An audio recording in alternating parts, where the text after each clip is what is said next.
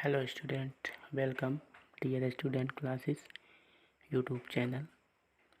आज हम स्टडी करेंगे CBSE 10th class first flight book से second poem fire and ice के कुछ इम्पोर्टेंट क्वेश्चन आंसर की।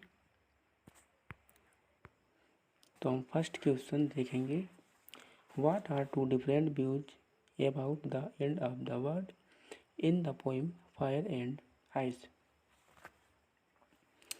तो कवि के अनुसार इस कविता में संसार को दो तरीके से खत्म होने के बारे में कैसे बताया गया है। तो इसमें हम इसका आंसर देखेंगे। Two different views of people regarding the end of the world fire and ice by desire and हेटेड। कवि के अनुसार कवि रॉबर्ट फ्रॉस्ट ने कहा है, वो कहते हैं कि ये संसार दो चीज़ों से समाप्त हो जाएगा। जैसे कि दो टाइप के लोग कहते हैं कि या तो ये संसार आग से ख़त्म हो जाएगा या ये संसार बर्फ़ से समाप्त हो जाएगा। कवि ने यहाँ पर आग की तुलना मतलब आग को इच्छाओं से बताया है और आइस से हेट्रेट यानी घृणा से बताया है। हम सेकेंड क्वेश्चन को देखेंगे, what does the poet think about the end of the world. कवि क्या सोचते हैं कि हमारा संसार कैसे खत्म हो जाएगा। आंसर, द पोएट थिंक्स, कवि सोचते हैं about the end of the world, कवि सोचते हैं संसार के खत्म होने के बारे में। दैट पीपल थिंक, जो लोग ये सोचते हैं। Fire is man cause of destruction, कुछ जो लोग ये सोचते हैं कि मतलब जो आग है वो कैसी है, मैन है। मैन का मतलब मुख्य है, किसको, संसार को खत्म करने के लिए। बट लेकिन by the end of the poem he says, कविता के अंत में भी कहते हैं that both fire and ice are equally destructive, both have some power of causing destruction. कवि के अनुसार, रॉबर्ट फ्रॉस्ट के अनुसार, हम यहाँ पर कह सकते हैं कि जो कवि हैं उनका कहना ये है कि कुछ लोगों के अनुसार जो ये दुनिया है आग से ख़त्म हो जाएगी और कुछ लोगों के हिसाब से किसके, बर्फ से। मतलब वो कहते हैं कि आग और आइस ये दोनों शक्तिशाली हैं, किसको, दुनिया को समाप्त करने के लिए। अब हम नेक्स्ट क्वेश्चन देखेंगे।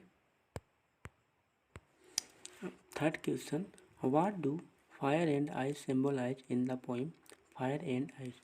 जो फायर एंड आइस कविता है उसमें फायर और आइस किसका प्रतीक है।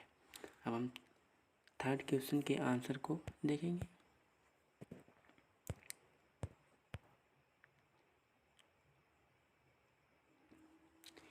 Fire and ice are symbolized here. Fires stand for conflict, fury, intolerance, insensibility, while ice stand for greed, avarice, lust, rigidity, coldness, indifference, hatred, etc. इस पंक्तियों में जो रॉबर्ट फ्रॉस्ट पोइट कहते हैं कि जो आग की तुलना किससे की गई है, आग की तुलना किससे, डिजायर, इच्छाओं से की गई है। मनुष्य लगातार अपनी इच्छाओं को कैसा करता जा रहा है, बढ़ाते जा रहे हैं। और क्या है, ग्रीड हम देख, ग्रीड का मतलब होता है लालच, और लोगों के मन में लगातार लालच बढ़ता जा रहा है, उनकी इच्छाएं, उनके लालच बढ़ते जा रहे हैं। Avarice, lust, coldness, indifference, hated, etc। और कवि का कहना है कोल्डनेस, अधिक सर्दी की वजह से। इनडिफरेंट हेटेड, डिफरेंट मतलब अंतर, हेटेड नफरत, ईटीसी। और लोग क्या करते हैं कि एक दूसरे से नफरत करते हैं, तो ये दुनिया नफरत से और लालच से एंड हो जाएगी। नेक्स्ट क्वेश्चन को देखेंगे, क्वेश्चन नंबर 4 को देखेंगे। How can fire destroy the world? आग संसार को कैसे खत्म कर सकती है? आग संसार को कैसे खत्म कर सकती है? तो इसके आंसर को देखेंगे। फायर सिंबलाइज पैशन और हेटेड, मतलब जो आग है वह इच्छाओं का और नफरत का प्रतीक है। It will lead to conflict का मतलब टकराव, कॉन्फ्लिक्ट का मतलब टकराव, कॉन्फ्लिक्ट का मतलब किससे लिया गया है? टकराव से। And ultimately result in the destruction of the world, तो अल्टीमेटली अंत में परिणाम क्या होगा? हमारा जो संसार है वो खत्म हो जाएगा। फायर रिप्रेजेंटेड, जो फायर है वो आग है। दुबहा मतलब फायर रिप्रेजेंटेड, जो आग है वो दोबारा प्रेजेंट करती है इच्छा को, हमारी इच्छाओं को बढ़ाती है। That is prevent consuming always wanting more ice, represented hated, that is hard and cold. क्योंकि कवि का ये कहना है कि जो बर्फ है वो कैसी है? रिप्रेजेंटेड हेटेड, वो भी नफरत पैदा करती है। That is hard and cold, वो भी कैसी होती है? कठोर होती है। कैसी? कठोर होती है। एंड कोल्ड यानी ठंडी होती है। ठीक है, तो इसको हमने अच्छे से समझा। Question number next, what message does the poet wish to convey through the poem fire and ice, मतलब फायर एंड आइस पोइम में कविता क्या संदेश देते हैं? और इसका और में है, और में हम इसको देख लेंगे। What is the central idea of the poem fire and ice? Fire and ice, ice और आइस एंड फायर जो कविता है उसका सेंट्रल आइडिया क्या है? तो इसको हम देखेंगे। The poet presents to possibilities about the end of the world, जो कवि है हमको दो संभावनाएं बताते हैं संसार को खत्म होने की। It will be either due to fire and ice, इसमें से या तो आग हो सकती है या तो इसमें बर्फ हो सकती है। ही प्रेफर्स, वो चुनते हैं। The first age believes that the world will end in fire, वो सबसे पहले किसको? आग को चुनते हैं, क्योंकि कवि का जो विश्वास है किसमें है? आग में।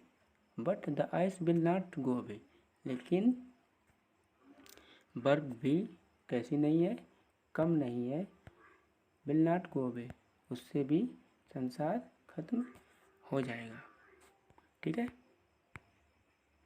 क्वेश्चन नंबर 6 को देखेंगे। What is the rhyme scheme of the poem? How does it help in bringing out the constant ideas in poem? तो इसके हम आंसर को देखेंगे। The rhyme scheme of the poem is, the rhyme scheme is the poem is A B, A B, B E और B E. तो the rhyme scheme brings out, brings out क्या निकलता है इसमें? Constant ideas and separate them beautifully. जैसे हम इसका देखेंगे, फायर का मतलब desire, hate, great, twice, ice, ice, suffice. तो कवि ने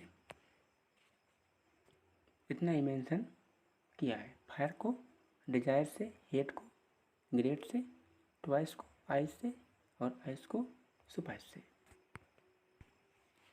तो मैं आशा करता हूँ आपको ये क्वेश्चन आंसर अच्छे से समझ में आ गए होंगे। चैनल को सब्सक्राइब करें। अगर आप नए हैं तो वीडियो को लाइक करें। मिलते हैं अगले चैप्टर में। Good bye.